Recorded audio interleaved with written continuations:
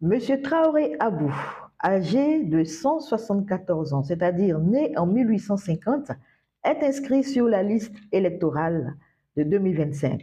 Avant que les uns et les autres ne parlent de montage, je vous invite à aller faire vos propres vérifications. Pour éviter de trop vous promener dans les recherches, la recommandation que je vous fais, c'est de prendre simplement son numéro d'électeur et de l'inscrire dans la barre de recherche.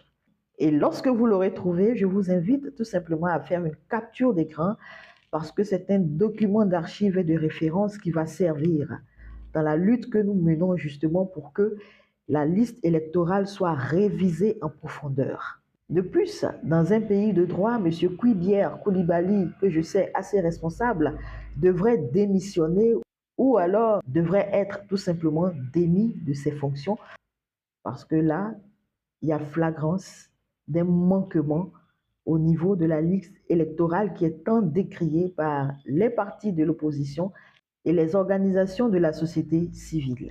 On va aller plus loin. Les forces rebelles, et je cite MJP, MPIGO, MPCI, de même que le Rassemblement des Républicains, le RDR, sur la table des discussions de Linas Marcoussi, ont demandé que le droit du sol soit remis au goût du jour parce que ce droit du sol-là avait spolié de nombreux ressortissants nés sur le territoire ivoirien. Je vous explique. Le droit du sol est relatif au fait que tout ressortissant né sur le sol ivoirien en 1972 est considéré de facto comme ivoirien. Et c'est l'une des conditions que les forces rebelles que j'ai citées tantôt et le Rassemblement des Républicains ont présenté sur la table des négociations pour pouvoir faire enrôler bon nombre de ressortissants qui, selon eux, étaient spoliés de leur nationalité ivoirienne. Le président Laurent Gbagbo, alors président de la République de Côte d'Ivoire, a juste posé une condition.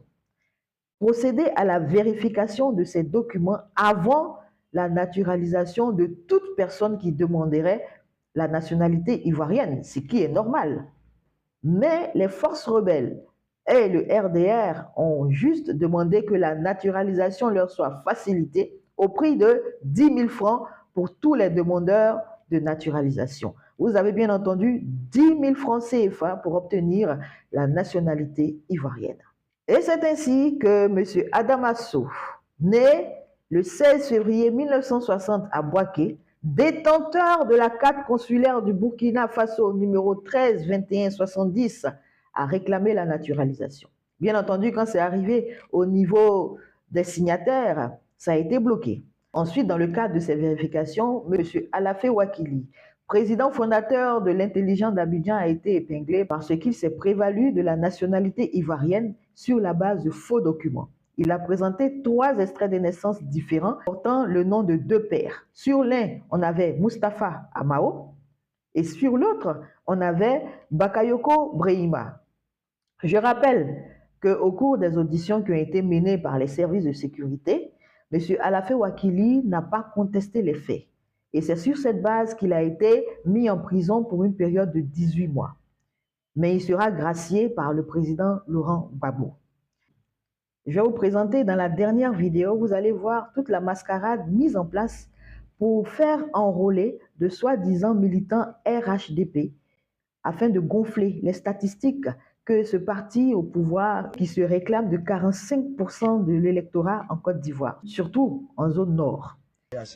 Donc, ils ne t'ont pas dit qu'ils partaient faire ta carte RHDP. Ils m'ont dit simplement c'est de faire les nouvelles pièces, ceux qui n'ont pas de pièces, et donner votre nom. Quelle pièce? Carte d'identité. Carte d'identité. Voilà, maintenant tu vas avoir ta carte d'identité. Là, comme ça, tu peux t'enrouler demain. C'est ça, elle dit, ok, j'ai compris. Donc, on paye combien? Il dit non, on ne paye pas. Donc, il faut donner ton nom simplement. C'est comme ça que j'ai donné mon nom, qui est sur ma pièce. C'est comme ça, le jeune, il a écrit le nom dans le cahier et il a pris ma photo sur le portail. Donc, 2 mois après, hier, je quitte au campement, je viens, on m'envoie une carte de membre de RHDP. Je dis, mais je ne suis pas convaincu. Qui t'a remis ça? Bon, c'est un frère, ils ont fait commission à un frère qui m'a remis. Mais celui qui t'a fait établir ce papier-là, tu le connais? Non, lui, je ne le connais pas. Tu ne le connais pas? Non, lui, je ne le connais pas. Ceux qui sont venus te voir sans que tu ne le connais pas? Non, c'est à Péon ici, ils ont fait ça là. Ils ont fait ça à Péon? Oui, oui. Donc ils sont venus d'ailleurs. Ils sont venus d'ailleurs. Ils ont fait le tour de tout le village. Tous les villages. Donc ça veut dire qu'à part toi, il y a beaucoup de gens qui ont cette carte. Plein est rempli. Qui ne voulaient pas avoir cette carte. Tous ceux qui ont ça, autrement comme moi, ne voulaient pas. Tous les jeunes du village ne voulaient pas. Donc ils ont fait ça sans votre consentement. Sans notre consentement. Parce qu'il faut convaincre quelqu'un pour faire sa pièce. Je fais ta pièce, c'est pourtant. Parce que moi, ils m'ont fait comprendre que c'est la nouvelle pièce d'identité qu'on est venu recenser les gens pour le faire. Ah, donc quand ils ont pris ta photo, c'était pour faire la nouvelle pièce d'identité. Voilà. Gratuitement. Maintenant, en retour, ils t'ont donné une carte du RHDP. RHDP, que je suis membre. D'accord, merci beaucoup. Ça, ils m'ont arnaqué.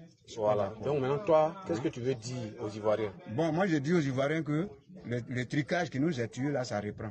Ok, merci beaucoup. Parce qu'on m'a forcé d'être RDR. On devait me sensibiliser.